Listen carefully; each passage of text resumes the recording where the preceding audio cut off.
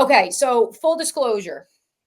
When I was in Indianapolis over the 4th of July weekend with our friend and sometimes co-host of this podcast, Rebecca Kopelman, her dad decided to go in the archives and dig up a bunch of old school Disney, sometimes not Disney sports movies, and force us to watch them. One of them was Eddie with Whoopi Goldberg, and I had never seen it before. Neither had Rebecca. We also had to watch Joanna Man. Alan Kopelman is clapping right now. He's an avid listener of the pod. Shout out to Alan. And Alan has been begging for me to talk about Eddie or talk about Joanna Man.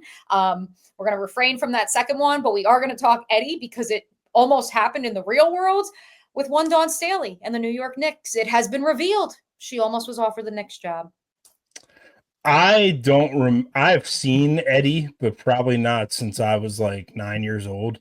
And I don't remember the plot of that movie whatsoever. So it's basically Whoopi Goldberg is like this big super fan, and everyone's mad at the coach, and they're mad at ownership of the Knicks. And so she enters the contest that they were going to let a fan be the coach for the day. And so she wins the contest and the Knicks win for the first time in like weeks. And so people are like, crap, just have her coach. She's great. And I actually talked about this with my leadership program. Shout out to the Daily Coach Academy. We talked about it there because I said, as much as, yes, it's a comedy, it's a very 90s film. So there's a lot of dad jokes and what have you. But from the perspective of she made it a point to connect with each and every player, Rick Fox on down, in that locker room. And it was a primitive form of leadership that we see now across professional and collegiate sports, where this idea of not just a player's coach, but someone who's actually invested in the lives and the trajectory of each player, as opposed to just, here is the playbook, here are the rules. If you don't follow it, you're gone. And so, yeah, it was actually like really like heartwarming because she tried to care about every single player because she was actually a super fan. Not that Dawn Staley would have necessarily approached Jalen Brunson and company that way, but now we do have to speculate which evil character from the movie was the real life version of trying to keep Dawn Staley down and not get her the next job. Was it Jalen Brunson's dad? Because many are speculating. I'm going to take one quick side street here again before we move on. So I'm now, because you sent me down this rabbit hole, I'm reading the cast list from Joanna Man. Yes. And it includes... Alan Kopelman is so excited, by the way, that you pivoted away from Eddie. So it includes the artist formerly known as Genuine, Lil Kim. Yes. It also includes Muggsy Bogues, Dikembe Mutombo, Vlade Divac, Rasheed Wallace, current women's basketball coaches Tammy Reese and Arturo Coleman, who I don't think I knew that. Wow, that's wild. Also, probably Cynthia wouldn't Cooper. be able to air. It probably wouldn't have been able to air in 2025. No, absolutely not. It is incredibly, to say it lightly, politically incorrect. Okay, so yeah, Dawn Staley and the Knicks. This is back in the news because she went on Candace Parker and Aaliyah Boston's podcast recently to basically explain her interest in the Knicks interest in her. I'm just going to read you her quote. So she told their podcast, which is called Post Moves, quote, "I would have had to do it if she was offered the job. Not just for me, for women, to break that door open. I would have had to do it. It's the New York Knicks. I'm from Philly, but it's the freaking New York Knicks." She went on to say that she thinks that maybe she kind of botched her chances at getting the job because she kind of pressed the Knicks on if they were prepared to essentially hire a woman. So she told Candace and Aaliyah, quote, "How, if you hired me as the first female head coach in the NBA, would it impact your daily job? Because it would. You're going to be asked questions that you don't have to answer if you're a male coach.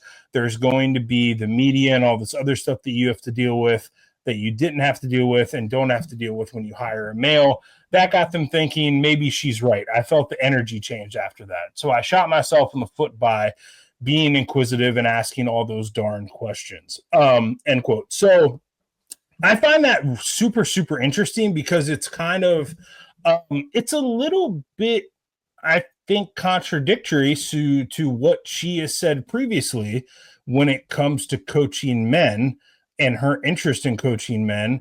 Or maybe perhaps her feelings about this have just changed, or maybe it's the fact that it's the Knicks and not like the Hornets, or somebody like that.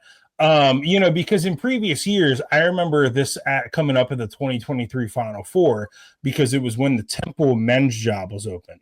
And she told the assembled media there at that time, I have no interest in coaching men.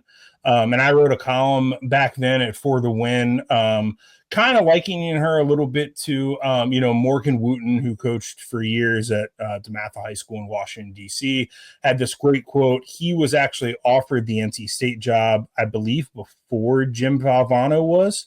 And he basically said, your mountains are where you find them, and my mountains are here in high school basketball in DC. And I thought at the time that it seemed to me like, okay, well, Dawn is committed to staying in women's college basketball. Her mountain is in Columbia, South Carolina. But since then, she has interviewed now for the Trailblazers job and the Knicks job. And I have to think it probably won't be the last time that she interviews for an NBA head coaching job. And maybe perhaps she will actually get one of those jobs. I remember her saying after she interviewed with the Trailblazers, she essentially said, this was on some podcast, it might have been the podcast with Ryan Clark and Fred Taylor and Channing Crowder. Yes. I think it was on this podcast that she basically said she was doing those interviews to help other women, sort of as like a research kind of thing. So she could do those interviews and then take that information and give it to other women who might be interviewing for coaching jobs, and whether it be men's college basketball or the NBA or the G League or whatever. So I find all of this very, very interesting and like something to keep an eye on, because I don't think that Dawn, I think I've said this before on this podcast, I don't think Dawn is a college basketball lifer. Like, I don't think we're going to see her coaching at South Carolina into like her mid 70s, like we've seen with, Tara Vanderveer and now Gino Auriemma and some of these other people, or in other sports, your Nick Sabans and your Coach K's and on and on and on. So I do think like there is at some point, maybe in 5 years, maybe within 10 years, another pivot in Dawn's career, another chapter. Now, is that going to be coaching an NBA, or is that going to be, she also talked about with Candace and Aaliyah, getting involved in ownership somehow in the WNBA, because they asked her, would you be interested in coaching the WNBA expansion franchise in Philly? And she basically said, no, I've had chances to coach in the WNBA, and that's not something I really want to do. At South Carolina, I want to make the WNBA better. So I'm trying to feed the WNBA really, really great players and prepare my players for that level. That will in turn make the WNBA better. But she did say she would be interested in owning something, or so I wonder if that is team maybe president, GM, right, maybe something like that. I think I wonder if something like that is on the horizon for Dawn, if it's not coaching in the NBA. It is certainly something that I could see happening. She's only 55 years old, and I think she's the type of learner.